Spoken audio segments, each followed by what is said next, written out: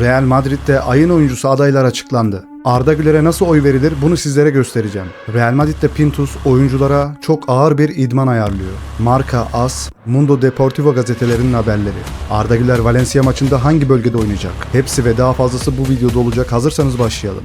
Evet, AS gazetesi Mastantuono ile ilgili bir yazı yazmış. Branco Mastantuono geçen yaz Real Madrid'e transfer olduktan sonra ilk aylarda yeteneğini göstermeye başladı. Henüz 18 yaşında olmasına rağmen kulübün en parlak gençlerinden birisi olarak görülüyor. Transferi uzun vadeli bir yatırım olarak değerlendiriliyor. Ancak bazı kesimler genç yaşına ve Madrid'e yeni uyum sağlamasına rağmen ondan daha fazlasını bekliyor. Arjantin futbolunun efsane isimlerinden Mario Kempes de bu görüşte. Kempes, Mastantuono'nun Real Madrid gibi büyük bir kulüpte daha cesur ve atılgan olması gerektiğini, potansiyelinin fark edilerek transfer edildiğini, ancak bunu sahaya yeterince yansıtmazsa uzun süre şans bulamayacağını ifade ediyor. Bizim de söylediğimiz gibi Fenerbahçeli Arda Güler'in tarzında, Ancelotti dönemindeki Arda Güler oyun tarzında, kendi oyun tarzında oyun oynamasını istiyoruz. Yani biz Arda Güler'i pas yapan bir oyuncu olarak sevmedik.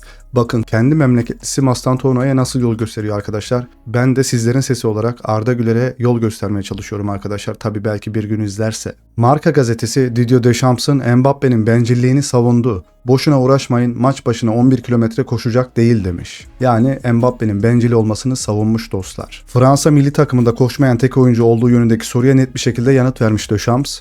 Kaleci için durum böyle diyerek bir şaka yapmış. Eğer ondan 11 kilometre koşmasını bekliyorsanız kimse zahmet etmesin çünkü 11 kilometre koşmayacak demiş. Ve şu şekilde de konuşmasını sonlandırmış. Mbappe'yi ister beğenin ister beğenmeyin. Genç oyuncular ona bayılıyor. Onun hakkında bencil, bireyselci bir adam imajı var. Ve forvetlerinde bencil olması gerektiği doğru. Ancak size şunu temin ederim ki Fransa milli takımında bir kaptan gibi davranıyor. Ama Real Madrid'de öyle davrandığını görmüyoruz. Mundo Deportivo gazetesi de arkadaşlar Vinicius'un yokluğunda Real Madrid'in forvetinde kimin oynayacağını yazmış. Real Madrid hücum hattında net bir öne çıkım isim olmaması Arbeloa'ya kadro seçiminde geniş bir alan açamıyor. Teknik direktör formdan çok kendi değerlendirmelerine ve fiziksel duruma önem veriyor. Bu da Rodrigo'yu avantajlı kılıyor. Yedek oyuncular yani Arda Güler ve Ceballos diye yazmışlar arkadaşlar buraya. Altyapıdan gelen isimler de ciddi adaylar arasında. Burada Xabi Alonso'nun da Gonzalo'yu çok fazla kullandığını söylemişti. Arda Güler de bir seçenek olarak gözüküyor dedi dostlar. Bakalım Valencia maçında Arda Güler 10 numara pozisyonda oynayacak mı? Yoksa Rodrigo'nun yerini mi alacak? Yani Mastantuono'nun yerini mi alacak? Nerede oynayacak? Merakla bekliyoruz. Arda için çok önemli bir maç olacak. Kendisini göstermesi gerekiyor. Real Madrid'de bu sezon skor katkısı. Mbappe 37 gole katkı, Vinicius 17, Arda Güler 15. Jude Bellingham 10. Arda Güler takımın en fazla gole katkı veren 3. futbolcusu konumunda. Endrick Lyon'da ayın oyuncusu ödülünü kazandı. Lyon'da ilk ayı arkadaşlar. Yani ilk aydan bu ödülü aldı. Gerçekten yükselen bir performans. Ona da başarılar diliyoruz. Tekrardan belki Mastantuono gider, Endrick gelir. Ne dersiniz? Real Madrid'in elendiği Albacete'yi Barcelona 2-1 yendi arkadaşlar ve yarı finale yükseldi. Hansi Flick hiçbir çabadan kaçınmadı, canını dişine takarak mücadele etti takımıyla beraber arkadaşlar ve Lamine Yamal ve Araujo'nun golleriyle 2-1 kazandılar. Finale doğru gidiyorlar. İtalya Serie A'da haftanın golü Semih Kılıçsoy'un attığı voley golü seçildi arkadaşlar. Geçen haftalarda da bir golü böyle bir ödüle layık görülmüştü. Jeneriklik goller atmaya devam ediyor Semih Kılıçsoy. Tebrikler aslanım. Arda Güler Who Scored tarafından La Liga'nın ayın takımına seçildi. Kalede Ryan, Valverde, Salas, Asensio, Galan, Yamal, Olmo, Arda Güler, Bellingham. Bellingham'ın nasıl seçildiğini bilmiyorum. Bu ay çok kötü oynadı mesela. Sakatlıktan sonra döndükten beri oynayamıyor arkadaşlar. Vedat Muriç ve Martinez yazmışlar. Mbappe'yi neden yazmamışlar bilmiyorum. Oysaki bir sürü penaltı golü atmıştı. Valencia karşısında şu ilk 11'e ne dersiniz arkadaşlar? Mbappe, Gonzalo, Rodrigo, Arda Güler 10 numarada. Camavinga, Tchouaméni. Arnold yazmışlar ama Valverde yok. Onu nereye koyardınız? Valverde'yi bu kadroda nerede oynatırdınız? Asensio, Huijsen ve Carreras. Kalede de Courtois. Bu kadroyu bir değerlendirin bakalım. Arda Güler sizce burada mı oynarsa daha etkili olur yoksa burada oynarsa mı daha etkili olur? Jude Bellingham Instagram'da hayat devam ediyor diye paylaşmış. Yani arkadaşlar bu kadar da abartma ya. Ya vallahi bu kadar da abartma ya. Ve sonrasında ne yapmış arkadaşlar? Reklam çekimine gitmiş kendisi.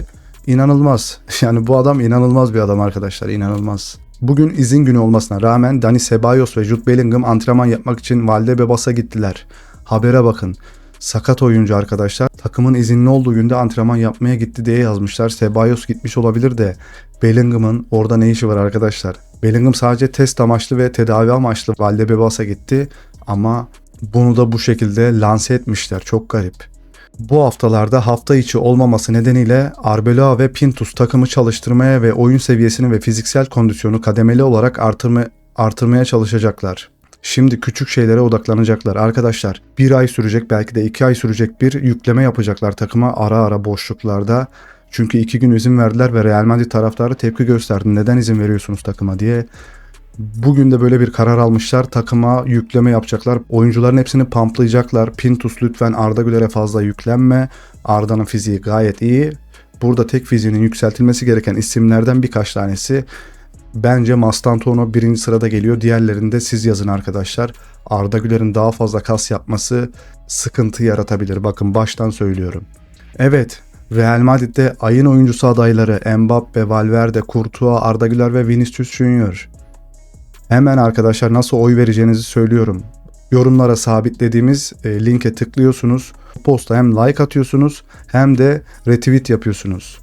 RT yapıyorsunuz arkadaşlar. X hesabınız varsa, X hesabınız yoksa açın. Şu an Arda Güler önde gibi gözüküyordu arkadaşlar.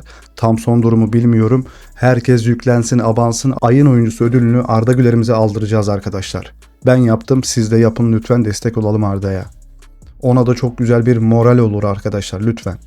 Real Madrid Şampiyonlar Ligi öncesinde önümüzdeki haftalarda Valdebebas'ta Pintus ile mini bir hazırlık kampı geçirecek. Pintus takımı hoplatacak arkadaşlar. Yani kısaca özetlemek gerekirse süründürecek gibi gözüküyor. Takımın fizik seviyesinden ve kondisyon seviyesinden hiç memnun değiller. O yüzden böyle bir çalışma başlıyor. Çok da geç kaldılar. Real Madrid oyuncuları bu çarşamba günü antrenmanda tekrar hipoksi maskeleri kullanacaklar. Pintus yöntemi bu maske arkadaşlar. Oksijen seviyesini ölçüyor, ciğerlerin kapasitesini ölçüyor. Gerçekten güzel teknolojik bir alet. Biraz korkunç gözüküyor bu şekilde bakınca. Arda Güler de bunları kullanacak bakalım. Umarım kardeşimiz güzel bir idman geçirir. Sakatlık, kaza, bela olmadan. Allah korusun. Gerçekten onu çok seviyoruz. Onu desteklemeye devam edeceğiz arkadaşlar.